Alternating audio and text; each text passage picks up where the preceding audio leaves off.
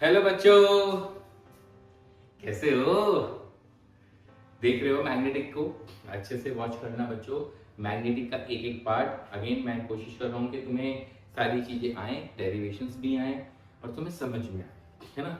कोई भी चीज मैग्नेटिक के जो क्वेश्चंस हैं वो भी तुम्हें सॉल्व करने आए, वो बहुत बहुत जरूरी होता है। ठीक है, तो सबसे पहले स्टार्ट करते हैं आज अगले पार्ट से, उसी के ही मैग्नेटिक की आपकी जो बायर-सावर्त लॉ की थी अनदर एप्लीकेशंस, राइट। मैंने आपको बोला था मैं सारी एप्लीकेशंस कवर करूंगा, इसकी जितनी भी चीज हैं, क्वेश्चंस भी बहुत सारे करवाऊंगा ताकि तुम्हें रियलिस्टिक समझ में आए कि कैसे उन क्वेश्चंस को हम क्रैक कर सकते हैं related to the Biot Savart law.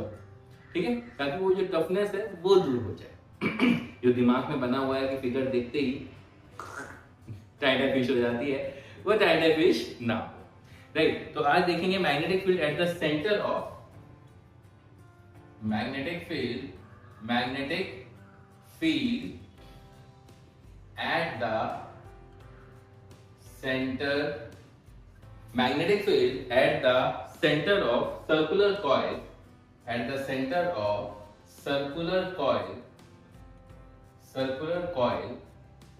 carrying current, है ना। ये एक अनदर एप्लीकेशन है। लास्ट वाले लेक्चर में मैंने एक स्ट्रेट वायर की एप्लीकेशन तुम्हें बताई थी वो बहुत मस्त तरीके से देखना। ठीक है, magnetic field at the centre of circular coil carrying current. ठीक है, अब इसमें क्या है, बड़ा सिंपल है सर। अगर मान लो ये एक सर्कुलर कॉइल है, मान लो ये एक क्या है, सर्कुलर कॉइल है, इसमें करंट जा रहा है I, इसमें करंट जा रहा है I, सही बात है ना। करंट क्या जा रहा है इसमें, I जा रहा है, एंटी क्लॉकवाइज डायरेक्शन में जा रहा है। ओके, आपको सेंटर पे क्या निकालनी है, मैग्नेटिक फील्ड। क्या निकालनी है, सेंटर पे मैग्नेटिक फील्ड। मैंने क्या किया, बायर-सावर्त लॉ तो मेरे दिमाग में अंग अंग में कण कण में बसा हुआ है। मैंने क्या किया, एक छोटा सा एक एलिमेंट ले लिया, वही उसी तरह डीएल एक एलिमेंट ले लिया। अब ये डीएल एलिमेंट से यहाँ ये सेंटर है, सेंटर से ये जो एंगल है ये कितना है, 90 डिग्री है सर। कितना एंगल है ये, 90 डिग्री है। जब ये एंगल आपका 90 डिग्री है तो डेफिनेटली ये रेडियस वेक्टर r बना रहा है। डीएल और r के बीच में एंगल कितना है, 90 डिग्री टेंजेंट होता है, बताइए, राइट। आप सुनिए, यानी कि जो थीटा है वो 90 डिग्री हो गया। तो इस छोटे से हिस्से पे जो dv एक मैग्नेटिक फील्ड होगी वो कितनी होगी sir, mu naught upon 4 pi I dl sin 90 upon r square, है या ना। dv is equal to mu naught upon 4 pi I dl sin 90 upon r square, हाँ या ना। थीटा 90 डिग्री होता है भाई, dl और r के बीच में थीटा एंगल होता है, याद है ना पहली वीडियो। तो sin 90 सर 1 होता है। बहुत आसान डेरिवेशन है बच्चों, बहुत आसान। I dl upon r square and dv आ जाएगा सर अच्छे बच्चों की तरह। ठीक है, नाउ अक्खा पब्लिक को पता है कौन आने वाला है, कौन आने वाला है, इंटीग्रेशन आने वाला है। बिल्कुल सही, इंटीग्रेशन आने वाला है। तो dv की इंटीग्रेशन आप कहोगे b, और ये सबको आपने बाहर ले लिया, mu naught upon 4 pi I upon r square integration of dl। और सर इंटीग्रेशन ऑफ dl का मतलब है यानी कि पूरा एक वायर का सर्कमफ्रेंस। dl इधर भी हो सकता है, इधर भी हो सकता है, इधर भी, हर जगह पे हो सकता है।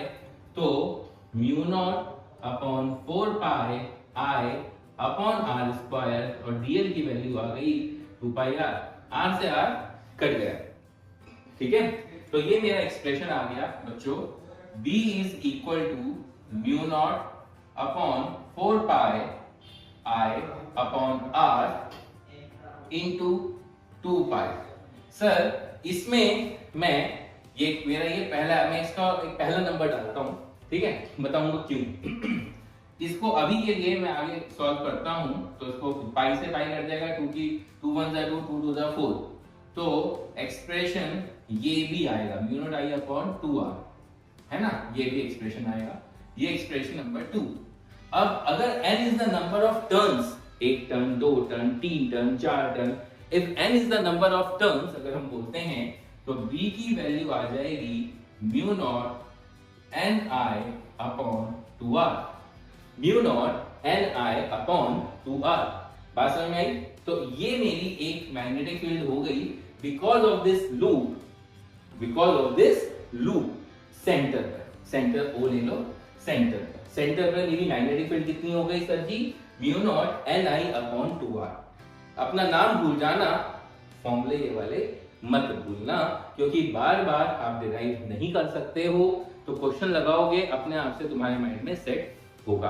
अब यहीं की यहीं एक चीज और बता देता हूं, अगर मैं पहले एक्सप्रेशन में देखता हूं, क्योंकि ये मेरा मेन एक्सप्रेशन है थर्ड, ठीक है, लेकिन अगर मैं देखूं फर्स्ट वाला जो एक्सप्रेशन है उसमें 2 पाई लिखा है ना, 2 पाई है, तो मैं 2 पाई को आप बोल सकते हो angle subtended at the centre, ये भी लिख सकता हूं ना, that is 2 pi is the angle that is subtended at the centre. Centre पे एंगल कितना सबटेंड हो रहा है? 2 पाई हो रहा है ना। तो यहां पर इस फॉर्मूले को थोड़ा सा मैं जनरलाइज करता हूं, mu naught upon 4 pi I upon R into theta, theta लिख देता हूं इन जनरल, ठीक है, या फिर आप कह सकते हो angle, angle subtended, subtended at the centre. सही है, ये बहुत यूज होने वाला है आपके क्वेश्चंस में। और अगर n is the number of turns, same बात, mu naught N I upon 4 pi r into theta in general. तो क्लास यानी कि mu naught upon 4 pi I upon r, right, अगर n is the number of turns. ये formula मुझे जिंदगी में आपके बार बार कहते हैं ना, हर गली मोहल्ले में जब भी बायर सावर्स लॉ दिखेगा तो ये फॉर्मूला आपको नजर आएगा। I hope you understood. Clear हुआ डेरिवेशन? सिंपल सी थी, magnetic field at the centre of the circular coil carrying current, current मैंने इस डायरेक्शन में मान लिया है उसको। और हाँ, मैग्नेटिक फील्ड की डायरेक्शन तो सर आपने बात की ही नहीं, अगर करंट ऐसे जा रहा है, ऐसे एंटी क्लॉकवाइज, तो मैग्नेटिक फील्ड आपकी डेफिनेटली बाहर की ओर होगी, और अगर करंट ऐसे जाता तो मैग्नेटिक फील्ड अंदर की होगी। तो यहाँ पर जो आपकी मैग्नेटिक फील्ड है वो according to the direction of the current, right hand thumb rule को यूज करते हुए। मेरे ख्याल से पिक्चर क्लियर हुई होगी, हुई या नहीं हुई? आया समझ में? इजी है। तो एक छोटा सा नन्ना मुन्ना क्वेश्चन इसके ऊपर हम कर भी लेते हैं ताकि तुम्हें आसान भी लगे, है ना, वही बात। लिखो क्वेश्चन क्या कह रहा है। इन हाइड्रोजन एटम, क्वेश्चन क्या है, in hydrogen atom the electron is making 6.6 into 10 raised to power 15 revolutions per second.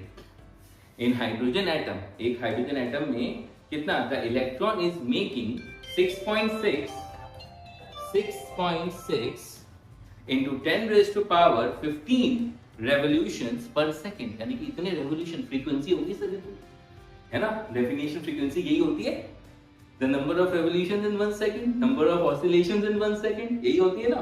तो इतने revolutions per second है, मतलब frequency है in a circular path of radius 0.53 angstrom। तो सबसे आइटम ध्यान आ रहा है। What is the magnetic induction produced at the center of the orbit? ठीक है, तो magnetic induction at the centre, तो सर बड़ा सिंपल सा सवाल है। ठीक है, देखो आओ, magnetic field at the centre, right. Definitely हम 2-4 क्वेश्चन करते हैं इसके ऊपर ही, ताकि तुम्हें थोड़ा समझ में आए कैसे चीज को हमें ऑपरेट करना है, ठीक है। नाउ तो सबसे पहले हम बात करते हैं फ्रीक्वेंसी। तो हमें क्वेश्चन है, दे दिया आपको, मैंने रीड आउट किया अभी। तो फ्रीक्वेंसी बच्चों कितनी है, 6.6 into 10 की पावर 15, ये मेरी फ्रीक्वेंसी है। आप हर्ट्ज लिख सकते हो या सेकंड इनवर्स लिखना चाहो लिख लीजिए, या रेवोल्यूशन पर सेकंड ही है ना। Okay, in a circular path of radius, देखो क्वेश्चन को रीड कैसे करते हैं और क्वेश्चन करना कैसे। रेडियस हमेशा लिखना चाहिए डाटा जब आप इनिशियल फेज में हो, 0.3 angstrom. Induction produce at the centre, sir centre में निकालना है, लूप है, तो फॉर्मूला मेरे दिमाग में क्या आएगा, ये मुझे निकालना है। तो सर फॉर्मूला तो आपने बताया है, क्या आएगा, mu naught I upon 2r। Number of turns की तो हमारी बात हुई नहीं। अब करंट है, हमें करंट नहीं दे रखा है, रेडियस तो सर हमें पता है ना, तो टेंशन नहीं है। अब बात आती है सर हमारे पास करंट नहीं है, लेकिन करंट की सर वैल्यू हमें दिक्कत भी नहीं है, ई अपॉन टाइम पीरियड लिख सकता हूं, और क्योंकि इलेक्ट्रॉन घूम रहा है तो ई बाई टी हो गया, राइट। और 1 अपॉन टाइम पीरियड क्या होता है सर, फ्रीक्वेंसी होती है, राइट। या ई एफ लिखना चाहो ई एफ लिख लो, जो आपकी श्रद्धा हो। फ्रीक्वेंसी मुझे पता है 1 अपॉन टाइम पीरियड फ्रीक्वेंसी था, तो करंट की वैल्यू मैंने चुपचाप निकाल दी 1.6 into 10 raised to power minus 19 और 6.6 into 10 raised to power 15, सही है। तो दोनों को अगर मैं मल्टीप्लाई करता हूं, मैं डायरेक्टली लिखता हूं बच्चों 1.056 into 10 raised to power minus 3। इसको जब आप मल्टीप्लाई करोगे तो it will come out to be this, right. ये इतना एम्पियर, सही है। इजी सा क्वेश्चन लिया है आपके सामने मैंने, और फिर आपका हो गया, करंट पता लग गया, ये आपकी वैल्यू आपकी है ही। तो B is equal to mu naught I upon 2R। तो म्यू नॉट क्या होगा sir, 4 pi into 10 raise to power minus 7। Current की value 1.056 into 10 raise to power minus 3 और 2R। R की वैल्यू ऐसा यूनिट में खेल रहे हैं हम, तो 0.53 into 10 raise to power minus 10। तो अब इसको बस तुम्हारा चैलेंज वही है, इसको सॉल्व करना, पॉइंट हटा के थोड़ा अप्रॉक्सीमेशन करोगे चलेगा। तो फाइनल आंसर दिख रहा हूँ, आई एम राइटिंग यू। तो टेस्ला में भी होता है, वेबर पर मीटर स्क्वायर भी होता है। ध्यान रखना, बी की जो एसआई यूनिट होती हैं, एक तो आपको बताई थी मैंने टेस्ला, और एक दूसरी जो शायद मेरे दिमाग से निकल गई, उसका बताना। तो वेबर पर मीटर स्क्वायर क्या होती है, वेबर पर मीटर स्क्वायर। तो इसकी वैल्यू आएगी क्लास 12.5 वेबर पर मीटर स्क्वायर। ठीक है, बात समझ में आई या नहीं आई? हाँ भाई बच्चों, तो मेरे ख्याल से तुम्हें ये क्वेश्चन समझ में आ गया होगा। 12.5 वेबर पर मीटर स्क्वायर जो हमारा आया, ठीक है। एक दो क्वेश्चन और करके देखते हैं ताकि तुम्हें थोड़ा और आइडिया लगे कि कैसे हमें क्वेश्चन को क्रैक करना है, ठीक है। मैं जब तक तुम्हें करवाता रहूंगा, मेरी वीडियोस में वही बोल रहा हूँ, जरूर देखो। क्वेश्चन भी मैं यहीं पे ही करवा रहा हूँ साइमल्टेनियसली, बाद में जेई के क्वेश्चन भी तुम्हें फिर बच्चों वाले लगेंगे, ठीक है। चलो जो अभी बनाऊंगा, जो आपको समझाऊंगा, इट इज ऑल्सो कनेक्टेड, जो आपकी लास्ट वीडियो में आपने सीखा है स्ट्रेट वाला, बहुत इंपॉर्टेंट है क्लास, बहुत, ठीक है। चलिए, तो क्वेश्चन क्या कहता है देखते हैं।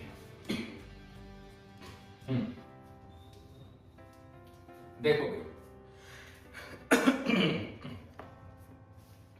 the wire shown in the figure, the wire shown in the figure, ठीक है भाई, एक फिगर है, carries a current of 10 ampere, ठीक है। एक वायर है, ठीक है। तो बच्चों क्वेश्चन क्या कह रहा है, the wire shown in the figure, जो फिगर है, मैं फिगर आपके सामने बना देता हूं, ठीक है। ये ऐसे गई, ये ऐसे गई, है ना। मेरी डायग्राम इतनी अच्छी नहीं है बेटा जी, ठीक है। तो इसको मैं अच्छे से बना देता हूँ डायग्राम, ताकि तुम्हें दिक्कत ना आए। ये लो, ये है ना, और ये इधर से कनेक्ट होके, राइट, ये वायर ऐसे है और ये ऐसे है, राइट। तो ये जो वायर है वो ऐसे जा रही है, ऐसे, राइट, ऐसे जा रही है। The wire shown in the figure carries the current of 10 ampere. तो यहाँ से ये 10 एम्पियर करंट गया, यहाँ से गया, यहाँ से गया, यहाँ से गया, यहाँ से गया, है ना। 10 एम्पियर करंट जा रहा है, और ये मेरा सेंटर O है ना। The wire shown in the figure carries the current of 10 ampere, ठीक है। 10 एम्पियर का करंट सर यहाँ से भी जा रहा है और यहाँ से भी जा रहा है। Determine the magnitude of magnetic field at the centre O। Okay, centre O पे मुझे मैग्नेटिक फील्ड निकालनी है। Given the radius of the bent coil is, radius of the bent coil, इसका जो रेडियस दे रखा है वो दे रखा है सर 3 सेंटीमीटर, और अच्छी चीज ये दे रखी है, ये एंगल 90 डिग्री दे रखा है। है ना, तो सेंटर पे निकालना है। देखो बच्चों, सबसे पहली चीज इनका नामकरण कर देता हूँ, बस जस्ट नामकरण, ठीक है। ये ए है, ये बी है, ये सी है, ये डी है, ये ई है। इन बच्चों का विचारों का नामकरण कर दिया हमने, अच्छे बच्चों की तरफ समझ में आ रहा है। अब ध्यान से देखो, अगर ए बी है, ये वायर है, ये वायर है, तो वायर और ये जो पॉइंट है वो उसी डायरेक्शन में लाई कर रहा है, देख रहे हो। ये जो ए बी वायर है वो उसी डायरेक्शन में ही लाई कर रहा है, मानते हो या नहीं मानते हो, ये उसी डायरेक्शन में लाई कर रहा है ना, राइट। पॉइंट उधर ही है ना, याद करिए बायट-सावर्त लॉ, पहली वीडियो याद है, थीटा 0 हो जाएगा अगर पॉइंट उसी पे ही आ गया तो थीटा 0, तो डेफिनेटली वहां पर मैग्नेटिक फील्ड या उस वायर की वजह से जो कंट्रीब्यूशन होगा तो आपका 0 होगा, ठीक है भाई। तो AB की वजह से आपकी जो मैग्नेटिक फील्ड आएगी वो 0 आएगी, ठीक है, पहली बात। Similarly for the DE as well, क्योंकि पॉइंटर उसी लाइन पे लाई कर रहा है, तो बचा क्या, यानी कि magnetic field due to AB which is equal to 0 and magnetic field due to DE that is also equal to 0, है ना। अब बचा क्या, magnetic field due to BCD।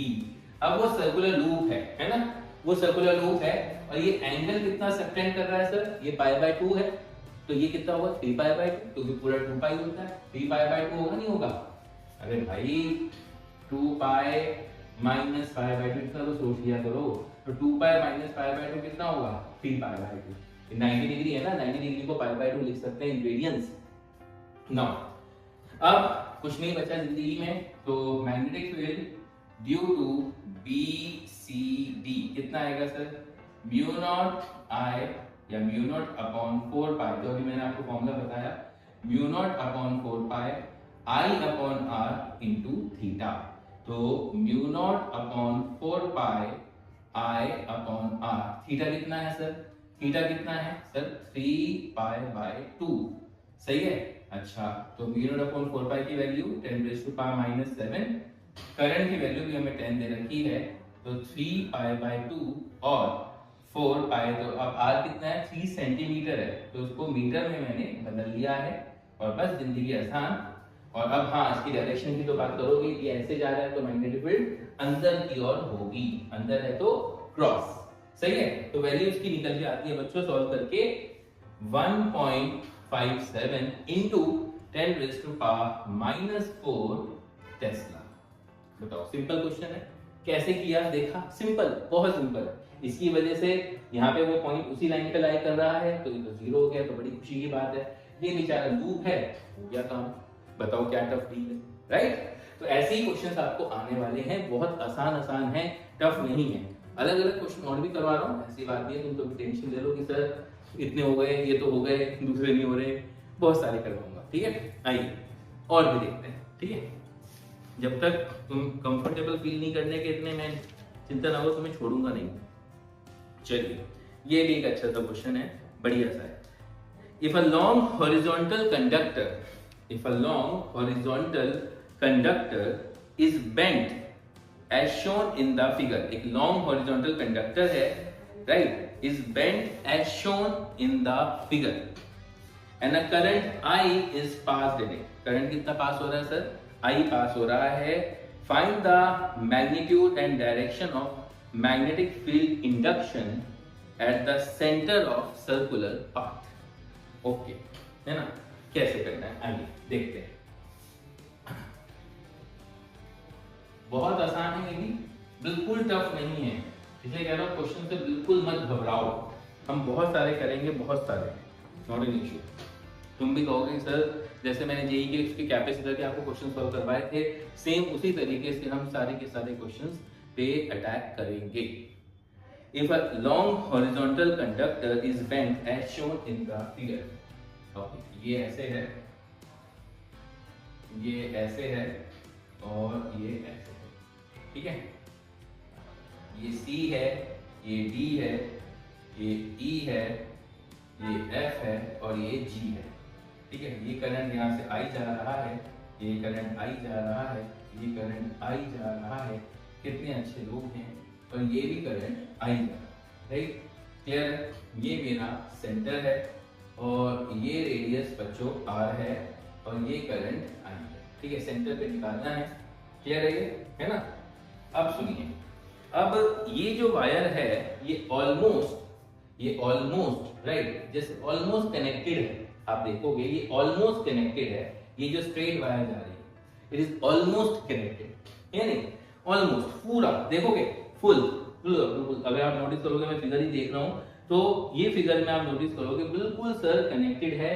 It's हल्का सा गैप है, तो उस गैप को हम थोड़ा सा उसको ये, ठीक है, इट जस्ट सीम्स लाइक कि सर वो पूरी पूरी एक वायर है, और ये पॉइंट ये आर दूरी पे प्रेजेंट है ना, ये आर दूरी पे प्रेजेंट है। तो आपको जो याद है मैंने कल पढ़ाया था हमने, यानी कि हमने जो पहले वाला सेकंड वाली वीडियो में हमने स्ट्रेट वायर की वजह से जो प्रूव किया था, तो उसमें अगर लॉन्ग वायर आती है, मतलब इधर से भी इनफाइनाइट इधर से भी, तो आपका फॉर्मूला बन जाता है magnetic field due to C G mu naught upon 4 pi 2 I upon R. और इसकी जो मैग्नेटिक फील्ड होगी क्लास, करंट ऐसे जा रहा है ना, ऐसे गया और ये बाहर की ओर आ रहा है, देख रहे हो, इट इज कमिंग आउटसाइड।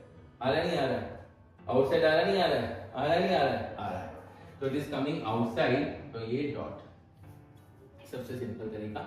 और ये मेरा लूप है magnetic field due to D E F, यही आएगा ना, magnetic field due to the loop. Loop की वजह से अगर आप देखो, तो लूप की वजह से आप नोटिस करोगे बच्चों क्या है, अगर आप नोटिस करोगे लूप की वजह से, है ना, अगर आप नोटिस करोगे लूप की वजह से, तो क्या आएगा, ये लूप है ना, तो सेंटर लूप है, सेंटर पे आपको पता है कि mu naught I upon 2 R, लेकिन हम थोड़ा सा इसको mu naught I upon 2 R, एक ही लूप है, एक ही टर्न है, तो एक काम करता हूं मैं 4 पाई से ना ऊपर नीचे मल्टीप्लाई एंड डिवाइड कर देता हूं, राइट, म्यू नॉट अपॉन 4 पाई, ताकि वही वाली फॉर्म आ जाए, म्यू नॉट अपॉन 4 पाई, राइट, और इनटू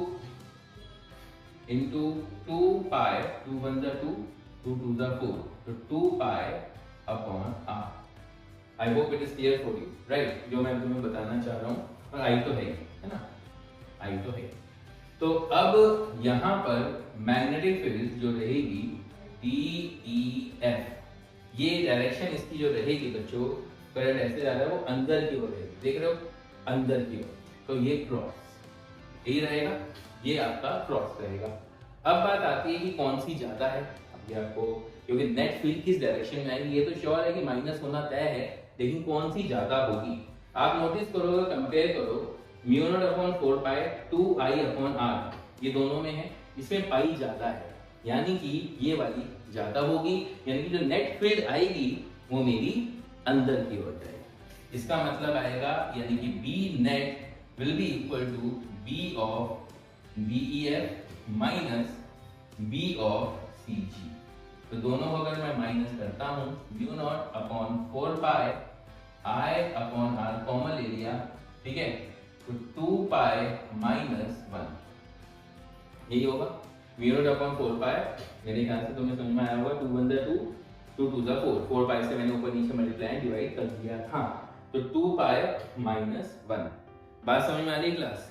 तो mu naught I upon 4 pi R, ठीक है, ये मैंने कॉमन ले लिया, और 2i, बल्कि एक चीज गड़बड़ कर दी मैंने, तुम्हारा ये रहा mu naught upon 4 pi 2i upon r, तो पाई माइनस 1 आपका कॉमन आएगा, और ये जो फील्ड आएगी क्लास वो अंदर की ओर आएगी, it will be into the plane, क्योंकि मैंने इसको ज्यादा माना है, mu naught upon 4 pi 2i upon r वो मैंने कॉमन ले लिया है, तो देखा जाए यहाँ पे पाई बचेगा, पाई माइनस 1, क्योंकि दिस माइनस दिस को अंदर जा रही है, ये अंदर जा रही है, ये बाहर आ रही है, तो ओवरऑल जो आपकी नेट फील्ड आएगी वो आएगी अंदर की ओर। अगर अब आपका ऑप्शन में आपको ये नहीं दिखे, आपको डॉट दिखे, तो समझ जाना कि उन्होंने जबरदस्ती इसको अंदर मतलब बाहर माना है, तो दिस माइनस दिस करोगे, ठीक है, it depend upon the options as well. Clear हुआ क्लास? अगर बाहर की ओर है तो दिस माइनस दिस कर देना, बस आपका माइनस में आ जाएगा आपको वैल्यू। क्लियर है ये? श्योर? पक्का? देख लो, इज इट क्लियर? तो इस तरीके से तुम इसको सॉल्व कर सकते हो और मॉडिफाई भी अपने ऑप्शंस के अनुसार कर सकते हो। तो ये मेरा बी नेट हो गया। इसमें मेरा मेन पर्पस था बताने का, ये जो गैप होता है इसको स्ट्रेट मानना होता है, right, it just look like straight की वायर की तरह नजर आएगा। क्लियर है ये? पक्का? श्योर? अभी हम थोड़े से और क्वेश्चंस करेंगे, ठीक है? पक्का, बिल्कुल। हाँ भाई, तो ये दोनों क्वेश्चन तुम्हें समझ में आया नहीं आया? अब हम आगे एक और क्वेश्चन की ओर करते हैं, ठीक है? क्वेश्चन मैंने कहा ना आपको बहुत सारे करवाऊंगा ताकि तुम्हें समझ में आ जाए, ठीक है? चलिए, तो अब हम करते हैं फटाफट अगला क्वेश्चन। तो वो क्या कह रहा है, बढ़िया था, एक और देख रहा हूँ तो तुम्हारे लिए, ठीक है? थोड़ा बेटर है। लिखिए, क्वेश्चन क्या है? A conductor carrying a current I is of the type shown in the figure, ठीक है? एक कंडक्टर है carrying current I is of the type as shown in the figure, find the magnetic field induction at the common centre of all the three arcs. तीनों arc की वजह से, है ना? तीनों आर्क की वजह से। ना देखते हैं तीनों आर्क। तो